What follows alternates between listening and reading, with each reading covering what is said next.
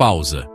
O governo do presidente Luiz Inácio Lula da Silva enfrentou um grande obstáculo em sua estratégia econômica. A medida provisória 1303, que tinha um objetivo muito claro, foi derrotada antes mesmo de ser votada. A proposta era criar novas formas de arrecadação de impostos. O governo precisava desse dinheiro para equilibrar as contas públicas. A ideia era taxar investimentos financeiros e também o crescente mercado de apostas esportivas. Essa medida era uma peça central no plano do ministro da Fazenda, Fernando Haddad. Ele buscava aumentar a receita do governo para cumprir a meta fiscal prometida para o país. A medida provisória, ou MP, é uma ferramenta que o presidente da República pode usar. Ela tem força de lei assim que é publicada. Mas para continuar valendo, precisa ser aprovada pelo Congresso Nacional. A medida provisória 1303 trazia mudanças importantes na forma como o dinheiro é taxado no Brasil. Um dos pontos centrais era a alteração nas alíquotas de imposto de renda sobre aplicações financeiras. O governo queria unificar a taxação de fundos de investimento. Atualmente, a regra é complexa. O imposto varia conforme o tempo que o dinheiro fica investido. A MP propunha uma alíquota única de 15% para a maioria desses fundos. A mudança simplificaria o sistema, mas para alguns, significaria pagar mais imposto do que hoje. Outro ponto fundamental era a regulamentação e a taxação das apostas esportivas online. Esse mercado cresceu de forma explosiva no Brasil. Vemos propagandas em todos os lugares, em camisas de times e na televisão. O governo queria criar regras claras para esse setor. E, claro, cobrar impostos sobre os lucros das empresas e sobre os prêmios pagos aos apostadores, com imposto de renda nos ganhos. Pausa. O destino da medida provisória 1303 foi selado na Câmara dos Deputados. A proposta enfrentou uma resistência tão grande que sequer chegou a ser votada em plenário. O presidente da Câmara, Arthur Lira, anunciou que a MP seria devolvida ao governo. Na prática, isso significa que a medida perdeu sua validade imediatamente. A decisão foi o resultado de uma intensa negociação nos bastidores. Não havia clima político para aprovar o texto. Faltavam os votos necessários para a proposta avançar. Críticas cresceram. A oposição chamou a MP de pacote de maldades e aumento disfarçado de impostos. Partidos do Centrão também se mostraram contrários, tornando a aprovação inviável. Pressão do setor financeiro e do agronegócio foi muito forte. Para evitar um custo político maior com derrota em plenário, a retirada de pauta foi um recuo estratégico e controle de danos. A derrota da MP 1303 tem uma consequência imediata: um buraco no orçamento. O Ministério da Fazenda contava com as novas taxações para fechar as contas. Essa receita era fundamental para o plano de zerar o déficit fiscal. O déficit acontece quando o governo gasta mais do que arrecada.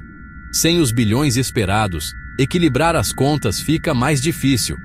É como planejar uma viagem com um dinheiro que não apareceu. Para cumprir a meta fiscal, há duas opções principais: gerar mais receita, criar ou aumentar impostos. Politicamente difícil. Ou cortar despesas. Menos investimentos, menos recursos para hospitais e universidades, cortes em programas sociais. O ministro Fernando Haddad precisa apresentar um plano B crível. Sem confiança, podem subir os juros, cair o real e recuar os investimentos. Pausa. Além do impacto financeiro, a queda da MP representa uma dura derrota política para o governo Lula. Ela expõe dificuldade de articulação com o Congresso Nacional. O governo não convenceu sua própria base a aprovar uma medida prioritária. Isso envia um sinal de fraqueza. Mesmo com ministérios e cargos, o Planalto não controla a agenda legislativa. Próximas pautas, como reforma sobre consumo, podem enfrentar a mesma resistência. A oposição sai fortalecida ao barrar iniciativas do Executivo. Sem base coesa, projetos complexos dificilmente avançam. A imagem de diálogo e articulação de Lula é arranhada. Crescem frustração e críticas, alimentando a narrativa de ineficiência. A ala política é cobrada. A equipe econômica, pressionada a ajustar propostas. Esse cabo de guerra dificulta definir uma estratégia clara para o futuro. Pausa. Após a derrota, as reações ajudam a entender o cenário. O ministro da Fazenda, Fernando Haddad, adotou tom pragmático e lamentou a decisão. Disse respeitar o Congresso e que a equipe já trabalha em alternativas. As medidas podem voltar por projetos de lei, com debate mais amplo. Haddad não jogou a toalha. O relator Carlos Zaratini expressou frustração após intensas negociações. Criticou o lobby poderoso dos setores financeiro e do agronegócio. Defendeu a MP como busca de justiça fiscal, contra interesses particulares. Lindbergh Farias admitiu falta de votos e a retirada para evitar derrota maior. Reconheceu falhas na articulação e a necessidade de calibrar a relação com a base. Em síntese, Haddad busca soluções técnicas. Zaratini aponta o lobby, Lindbergh ajusta a política. O governo precisa se reorganizar na economia, comunicação e, principalmente, na política. Pausa. A derrota da MP 1303 foi mais que um revés, um sinal de alerta para o governo Lula. Aprovar pautas econômicas complexas exigirá muito mais negociação e articulação. Sem consenso automático, cada projeto será uma nova batalha. Diálogo, concessões e comunicação eficiente serão essenciais. O impacto imediato é fiscal. Sem arrecadação prevista, há duas saídas: novas receitas ou cortes. Para a meta de déficit zero, um plano B convincente é urgente. É preciso acalmar o mercado e evitar piora nas expectativas. Politicamente, fortalecer o diálogo e flexibilizar propostas será decisivo. A governabilidade dependerá de construir maiorias, enquanto a oposição testará limites. A estabilidade política exigirá equilíbrio entre executivo e legislativo.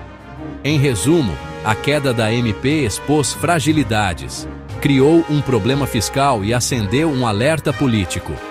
A reação do governo definirá sua capacidade de governar e entregar o prometido.